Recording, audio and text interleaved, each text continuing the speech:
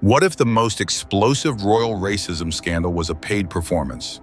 Leaked bank records and secret emails suggest Meghan Markle funded palace aides to create allegations of racism, igniting a crisis that threatens the monarchy's reputation.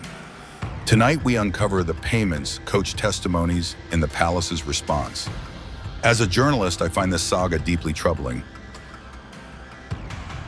It challenges the integrity of public narratives, raises ethical questions about media amplification, and exposes the fragility of trust in institutions like the monarchy. When Meghan Markle joined the royal family in 2018, she was celebrated as a modern figure breaking barriers in a historically traditional institution. Her marriage to Prince Harry symbolized a new era with her mixed-race background seen as a step toward diversity. By 2021, her narrative shifted dramatically, accusing the monarchy of systemic prejudice. Headlines worldwide screamed of royal racism driven by aides' accounts of microaggressions and subtle biases. Financial records now reveal a troubling pattern: payments to aides labeled as consulting fees or charity grants made just before their interviews. These sums, ranging from £1,000 to £3,000, were modest but significant enough to sway loyalties in a high-pressure environment. As a journalist, I see this as a critical red flag. Paying for testimonies risks undermining their authenticity, and the precise timing of these transfers demands scrutiny. The public deserves to know whether these stories reflect genuine experiences or a crafted narrative. Consider Alice a senior communications officer with a decade of palace service.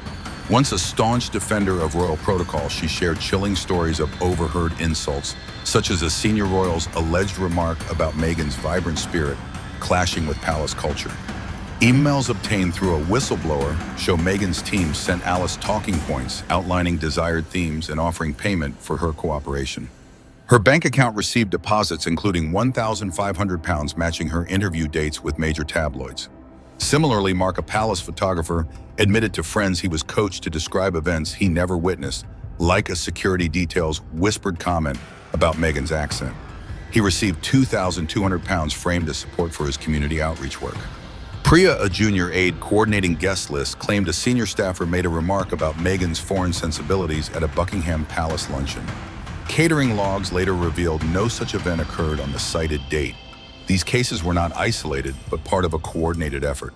As a journalist, I find this pattern alarming. The inconsistencies, like Priya's misdated event, and the financial incentives suggest a narrative shaped more by strategy than truth. This raises ethical concerns about manipulating vulnerable staff for media impact. Internal memos from Meghan's team describe a dedicated unit focused on persona development and narrative management. Late-night strategy calls PowerPoint presentations, and media target lists outlined a campaign to amplify allegations of prejudice. In April 2021, a trusted aide, one of Meghan's early confidants, attended a secret meeting at Frogmore Cottage. She received a dossier of talking points emphasizing the monarchy's outdated attitudes and their impact on Meghan's well-being. A payment described as consulting fees for a private documentary followed. Soon, aides reported subtle slights, cold looks in meeting rooms, offhand jokes about colonial history, or pointed references to Meghan's American background. These anecdotes fit neatly into Meghan's narrative of facing hostility as a mixed-race woman in a traditional institution. As a journalist, I question the morality of scripting others' experiences. It feels less like authentic advocacy and more like a calculated public relations maneuver. The public expects truth, not rehearsed performances, especially on issues as serious as racism. Inconsistencies in those stories began to surface. One aide claimed a hallway confrontation occurred last summer, but palace logs showed Meghan was in the United States at the time. Another's account of a senior royal's whispered remark was contradicted by 4 witnesses who heard no such comment. Bank records revealed 10 aides received payments, often without documented work, totaling over £30,000 by mid-2021. When one aide questioned the funds, she was told they were for community outreach, yet no paperwork supported this claim. By fall 2021, the narrative had spiraled into a global firestorm, with headlines accusing the royal family of deep-seated racism. Public opinion split sharply, with some rallying behind Meghan's call for change and others questioning the allegations' validity. Some aides attempted to retract their statements, fearing job loss or reputational damage, while others remained silent. A whistleblower's leak of internal messages exposed strategy calls, digital playbooks, and incentive charts directing aides' statements. This was no organic outcry, but a meticulously planned campaign likely aimed at bolstering Meghan's burgeoning media empire with documentary deals and six-figure speaking engagements on the horizon. As a journalist, I find the whistleblower's evidence compelling. It paints a picture of orchestration that undermines Meghan's claims of victimhood. Yet it also risks overshadowing any genuine grievances, complicating the broader conversation about race and institutions. The palace faced severe repercussions. Polls showed a sharp decline in favorability, particularly among younger and ethnically diverse audiences who saw the monarchy as out of touch. Sponsorship deals with major brands were paused, and long-standing royal traditions like ceremonial events came under renewed scrutiny. Meghan's team countered labeling the leaks a smear campaign and insisting payments were for legitimate consulting or community outreach. Yet critical questions lingered. Why funnel payments through private channels instead of standard palace systems? Why did aides' stories share nearly identical wording, tone, and timing as if drawn from a single script? The human toll was profound. Aides who spoke out faced ostracism within the palace community or grappled with guilt. One footman's private journal, later shared with investigators, revealed sleepless nights and nightmares haunted by his role in amplifying claims he suspected were exaggerated. Forensic accountants traced a complex web of transfers and vague expense claims, underscoring a crisis of credibility for the monarchy. As a journalist, I empathize with these aides. They were caught in a high-stakes game pressured by financial need and loyalty, manipulated into a narrative that spiraled beyond their control. This saga highlights the vulnerability of staff in powerful institutions and the ethical peril of exploiting them. The story's origins trace back to early April 2021, when whispers of Meghan's unease surfaced during a private briefing at Kensington Palace. She spoke of microaggressions from unnamed royals, citing vague but incendiary phrases. By mid-April, formal complaints reached her personal secretary, alleging offhand remarks about her background or American upbringing. These anonymous memos fueled a British press story on April 23rd, claiming Meghan faced a wall of cold indifference since her arrival. Social media platforms erupted with hashtags demanding transparency and accountability. Savvy journalists noted an oddity: the story's uniform tone and recurring phrases like furtive glances and quiet sighs suggested a scripted source. The leaks coincided with Meghan's Netflix deal announcement, raising suspicions of strategic timing. Palace records revealed memos from Meghan's legal team emphasizing narrative control, listing potential grievances such as feelings of exclusion, offhand racial jokes, and disparaging remarks about heritage. By April's end, 3 more aides from disparate departments, catering, communications, and logistics, shared detailed accounts. One described a private dinner where a senior royal allegedly commented on Meghan's exotic background in front of guests. Another recounted overhearing an aide joke about Meghan importing American values into the monarchy's hallowed traditions. As a journalist, the alignment of these leaks with Meghan's media milestones is striking. It suggests a deliberate effort to maximize public attention, but it also risks trivializing serious issues like racism for personal gain. The palace shifted into crisis mode. Senior advisors convened urgent strategy sessions, drafting carefully worded statements expressing concern while insisting on due process.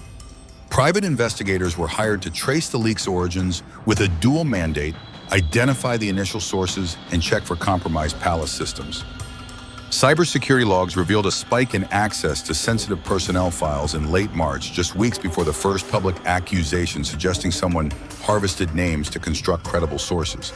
Human Resources launched an internal review interviewing dozens of staff under non-disclosure agreements.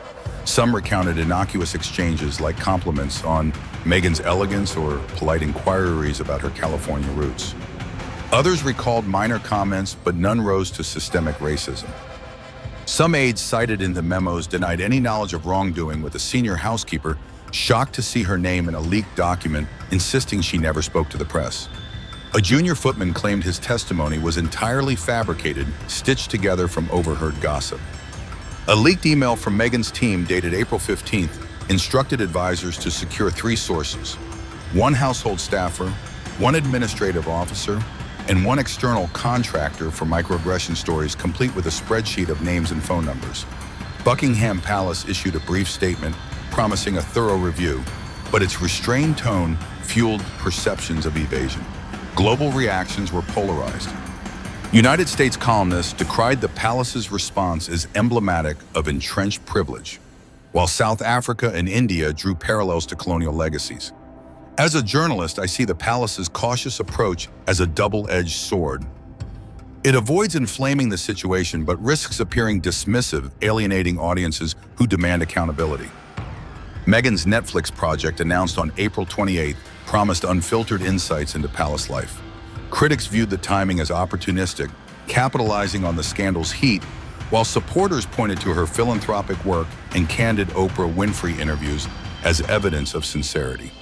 Investigative journalists uncovered financial ties, such as a consulting fee paid to an aide on April 10th, just before her media appearance, detailing a racial remark.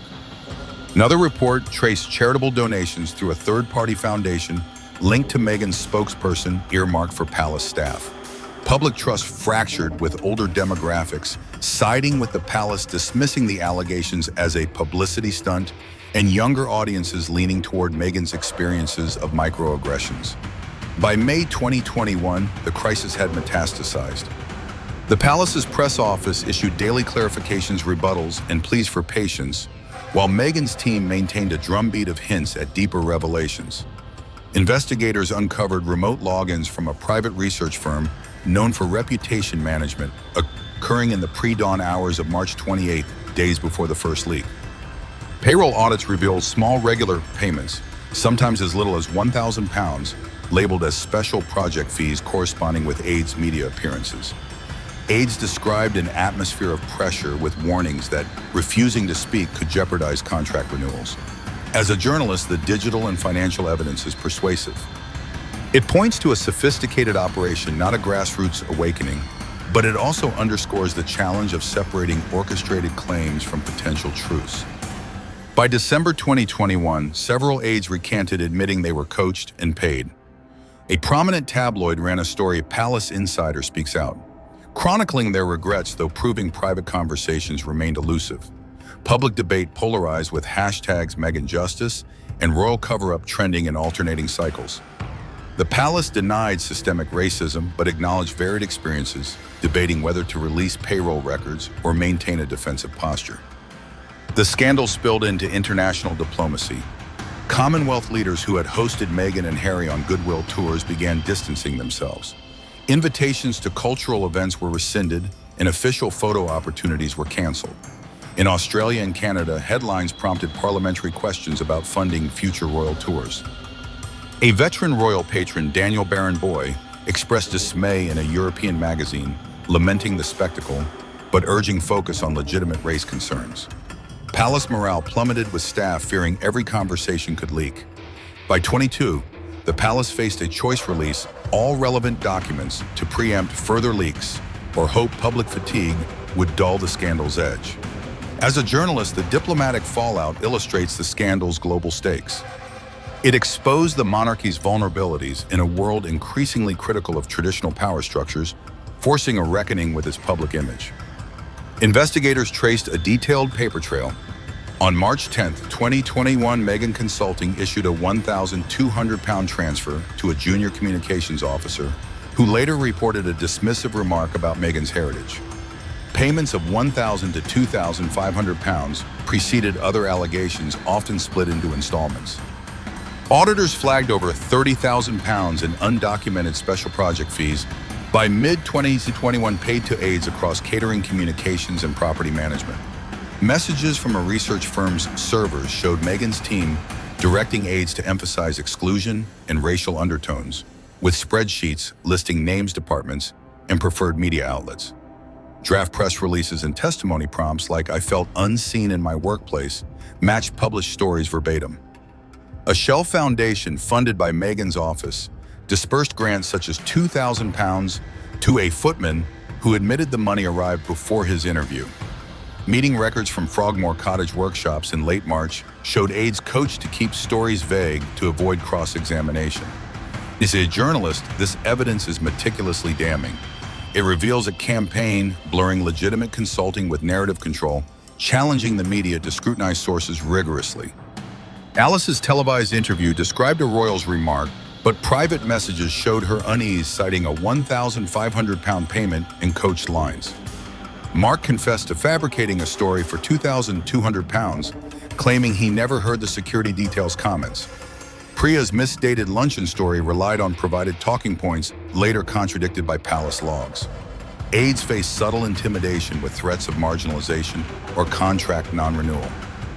Some who refused, insisting they saw no bias, were excluded from high-profile events or overlooked for promotions.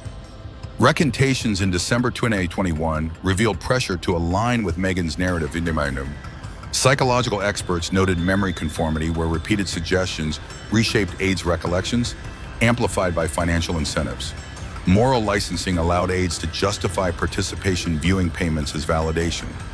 A footman's journal confessed sleepless nights haunted by nightmares of implicated colleagues. As a journalist, the psychological manipulation is profound. It highlights how financial and emotional pressures can distort truth-raising, ethical questions about exploiting staff in powerful settings. The palace's response was swift but measured. King Charles III issued a letter to staff expressing concern and promising a review, avoiding any apology.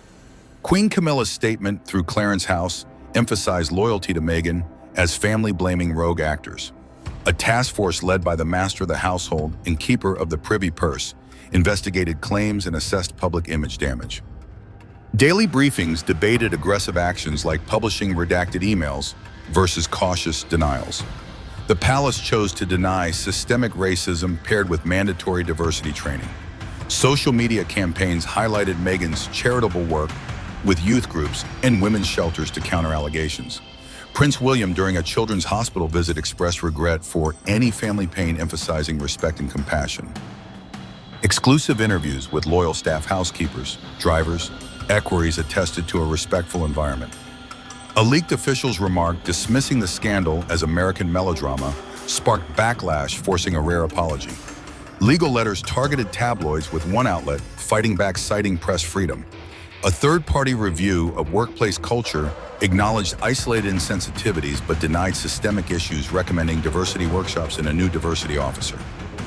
Critics called it a whitewash, supporters praised transparency. As a journalist, the palace's strategy is a tightrope walk. It seeks to restore trust without admitting fault, but its restraint may alienate younger, diverse audiences seeking bold accountability. The media frenzy was relentless. Tabloids splashed headlines like "Royal Racism Revealed" and "Meghan's Paid Plot." Television programs from British Broadcasting Corporation, specials to cable news network reports debated the Queen's silence and the monarchy's relevance. Hashtags #MegaT and Palace Leaks amassed millions of posts, with Instagram and TikTok amplifying drama through reenactments and text overlays. Global search interest in Meghan racism surged 800% in rivaling major royal events. Commonwealth papers tied the scandal to colonial legacies, while sports broadcasters discussed its impact on Commonwealth viewership. Tabloids churned daily spreads, and television shows used flowcharts to track payments. Influencers shared clips, and polls asked who held the truth. Analytics showed a 1,200% spike in searches for Meghan-paid staff, with 65% negative sentiment. As a journalist, the media's role is a double-edged sword. While public interest drives coverage, amplifying unverified claims risks distorting reality. The frenzy underscores the need for rigorous fact-checking in an era of viral narratives. Brands distance themselves, canceling royal endorsements. A luxury watchmaker scrapped a Sussex anniversary timepiece, and a charity gala dropped a royal segment. Australian cartoons depicted cash flowing into palace coffers, while Indian columns explored colonial parallels. Celebrities, from comedians to activists, weighed in, with talk show debates going viral. Podcasts released multi-part series, and universities held symposiums on narrative ethics. Public fatigue emerged, with satirical magazines mocking the coverage and former aides petitioning for privacy. Yet new leaks, email screenshots, aide confessions, palace counter-leaks kept the story alive. News outlets sidelined global issues, with financial networks noting impacts on royal-associated brands. Advertisers vied for scandal-adjacent slots, while others withdrew to avoid controversy. Media ethics debates became headlines, with journalism schools condemning sensationalism. As a journalist, this frenzy reveals the power and peril of narrative control. It demands that we balance public curiosity with responsibility, lest we fuel division over truth. Experts offered critical insights. Legal analysts highlighted defamation risks if false claims were proven, citing the paper trail as potential evidence of malice. AIDS payments could breach contracts or trigger bribery investigations by the Serious Fraud Office. Public relations experts warned of a double flip effect where revealed fabrications erode trust in both the orchestrator and amplifying media. Rapid transparency was advised as defensive denials often backfire. Psychologists explain memory conformity, where aides internalize coach narratives and moral licensing, where payments justify dishonesty. Public betrayal reduced trust in Meghan's advocacy and the palace's integrity. As a journalist, these analyses underscore the high stakes. Fabrication undermines legitimate causes, and the monarchy's reticence risks alienating a global audience demanding openness. The campaign's mechanics were intricate. In February 2021, Meghan's advisors with a high-profile communications consultancy drafted a narrative roadmap at Frogmore Cottage to highlight racism, boost her image, and support media deals. They targeted aides close to Meghan, ambitious or financially vulnerable, listing 20 in a confidential spreadsheet. In March, aides were offered £1,000 to £3,000 for the diversity consultancy secured by non-disclosure agreements. Scripts tailored to roles, kitchen staff, citing food comments, logistics, aides, noting event planning, slights were rehearsed in mock interviews. Payments flowed through a global outreach initiative foundation, timed 24 to 48 hours before interviews labeled as engagement fees. Some included legitimate work like advising on Princess Diana-themed events for cover. Interviews with mid-tier tabloids and digital platforms were staggered from March to May, aligned with Meghan's milestones like her Netflix deal. Leaks to influencers and bots amplified hashtags like palace bias climbing global trends. Advisors used social listening tools to refine scripts, dropping vague claims and emphasizing vivid ones. Plausible deniability relied on intermediaries and memos claiming standard consulting. By summer 2021, payments ceased with aides offered career references or hush money. Legal and public relations teams prepared to reframe the campaign as diversity advocacy. As a journalist, this precision is unsettling. It reveals how narratives can be engineered to dominate public discourse, challenging media to verify sources before amplifying claims. Public opinion fractured. Critics condemned the paid campaign as a betrayal, while supporters defended Meghan's right to expose bias. A British tabloid poll showed 62% backing the palace, 28% supporting Meghan, 10% undecided. American polls showed 44% for the palace, reflecting cultural divides. Hashtags PalaTruth and Megateak garnered 5 million and 3 million posts respectively, with screenshots fueling debates. As a journalist, I see a public grappling with truth in a polarized era. The evidence tilts toward orchestration, but dismissing genuine bias concerns, risks, silencing valid critiques. This scandal tests the media's role as gatekeeper and the monarchy's ability to adapt. It demands transparency from all sides to rebuild trust in a world where narratives shape reality. Please like, share, and subscribe to follow this unfolding story. The truth behind these allegations will redefine discussions on trust, power, and accountability. As a journalist, I believe we must hold all parties accountable, Meghan, the palace, and the media, to ensure public discourse serves truth, not sensationalism. Thanks for watching this video. If you like this video, drop a comment below. And please like, share, and subscribe my channel.